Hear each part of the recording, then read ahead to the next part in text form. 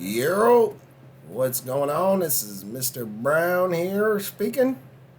What I got for you right now is a digital recorded ChemTalk that can help guide you through task number 7 in Module 10, which is what Brown presents, the Electrolytic EXPO.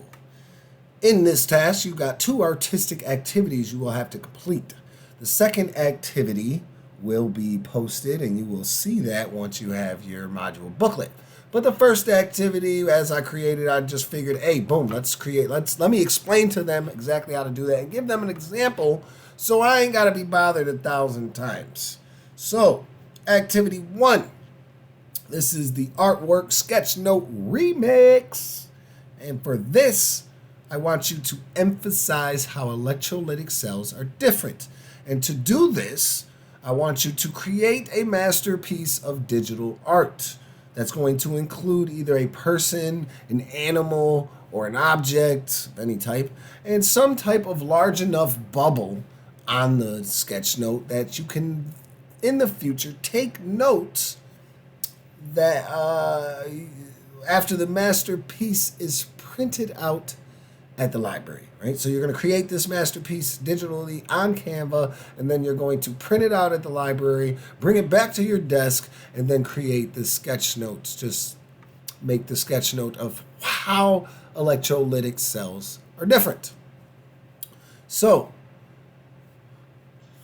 first thing I want you to do is you're going to go to the Canva, as I said, and you are going to click on Create Design.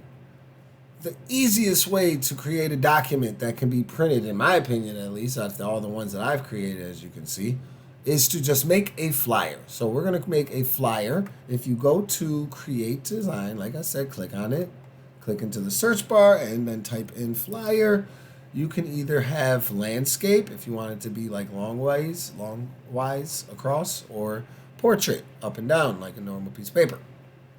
So I like doing portrait, just to make it nice and easy.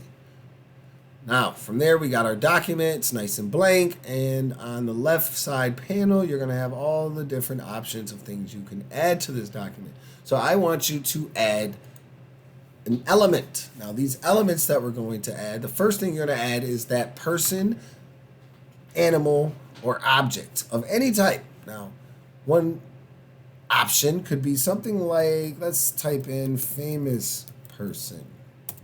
Once we type in famous person, we have graphics, photos, videos, audio. What we want to add is a graphic. So if you click on See All, we'll be able to see all the different graphics of famous people that they have on Canva that we can use and add to our document.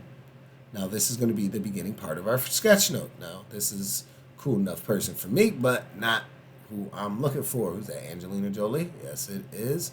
Again, not who I'm looking for. What else we got? I should put Michael Jackson in here. This is, I believe, Shirley Chisholm, right? That's a politician. Do your research on that. That's Ali. It's another person I could pick, but nah, I'm not going to go with Ali neither. Van Gogh. My wife would be cool with that one. And again, not who I'm going to go with. So person-wise, cool.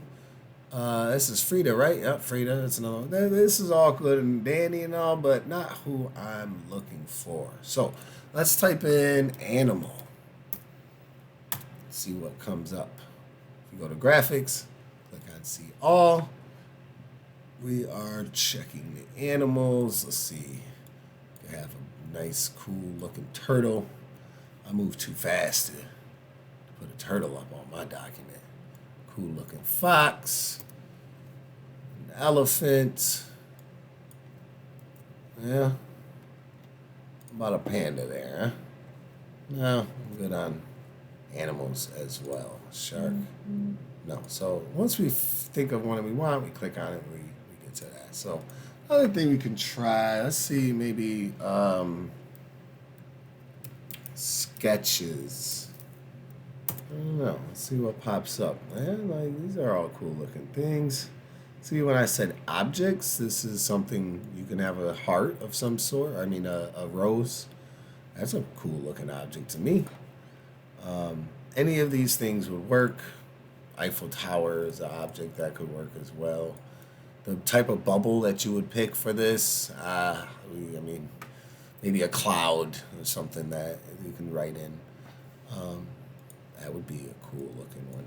A brain, the bubble. I don't know what the bubble could be for a brain, but see, if I pick this brain, the way that it is positioned, like a landscape view, I would go back in and pick a landscape backgrounds or document type so that it would match up and look a little better, look a little cleaner. But all right, so let's go. I kind of already got an idea of what I'm looking for, but I want to type in face sculpture.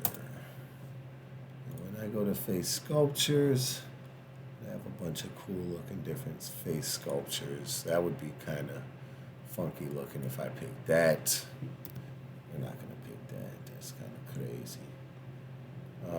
That would be a cool looking one. I think someone could do that. Another thing I like about Canva is once you click on one of the graphics or templates or whatnot, it will give you recommendations for other ones that are similar. So if I pick this guy and that one I didn't like the angle of that, then I could look into the recommendations and click on the other one, which is a different angle at the end of the day.